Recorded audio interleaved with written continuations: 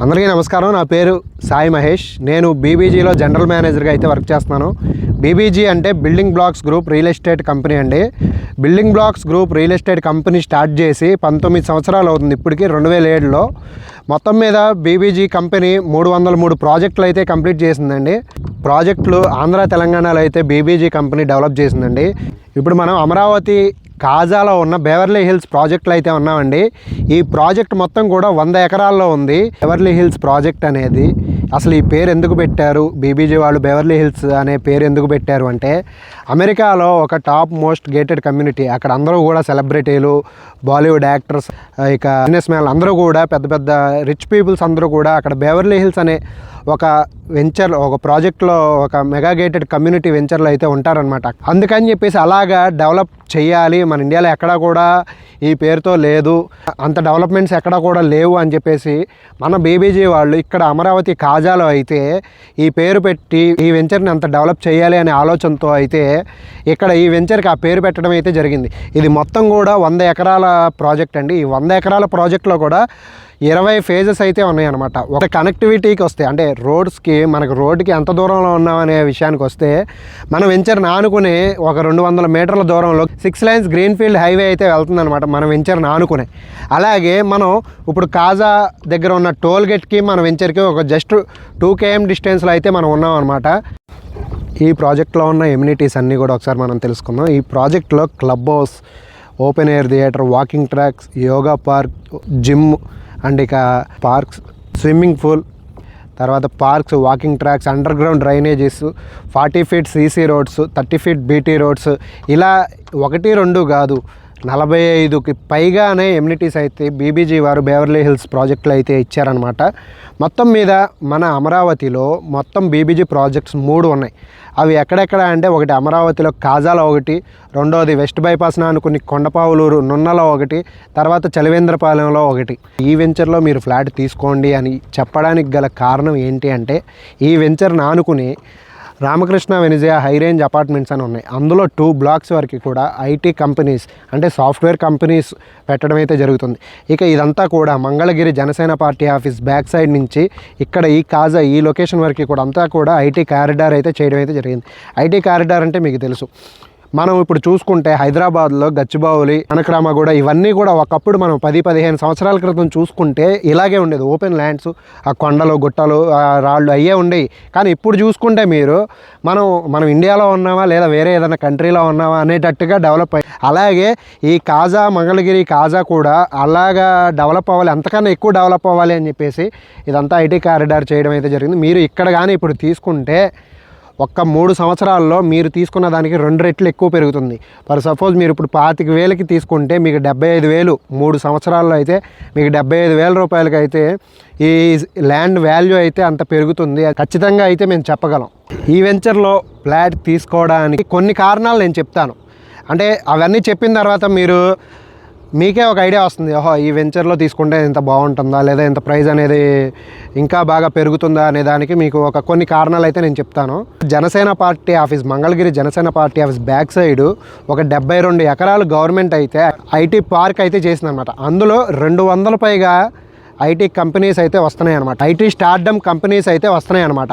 అలాగే వెంచర్కి 15 కిలోమీటర్ల దూరంలోనే కాటమరాజ్, కొండూరు, దుగ్గిరాల ఈ ఏరియాలో ఒక 5,000 ఎకరాల్లో అయితే మనకి అమరావతి ఎయిర్పోర్ట్ అయితే వస్తుందన్నమాట.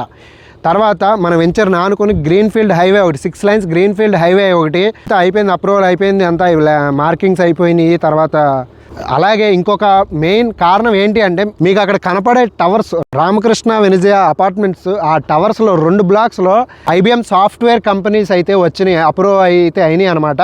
ఇవి కానీ మీకు స్టార్ట్ అయినాయి అంటే తప్పకుండా 3 సంవత్సరాల్లో మీరు తీసుకున్న దానికి 2 ఇంతలు ఎక్స్ట్రా అని చెప్పా, 2 కాదు 4 ఇంతలు పెరిగి మీరు పెట్టిన పెట్టుబడికి మరింత రెట్టింపుని అయితే ఈ వెంచర్లో మీరు తీసుకుంటే మీకైతే మరింత రెట్టింపు అయితే వస్తుందని చెప్పేసి నేనైతే డెఫినెట్గా అయితే చెప్పగలను. ఇక్కడే మన వెంచర్కి అతి దగ్గరలోనే 12 ఎకరాల్లో AI అంటే ఆర్టిఫిషియల్ ఇంటెలిజెన్స్ కంపెనీని అయితే స్టార్ట్ చేస్తున్నారనమాట. స్టార్ట్ చేయడం వల్ల ఆ కంపెనీలో ఎంప్లాయ్మెంట్ అయితే బాగా పెరుగుతుంది.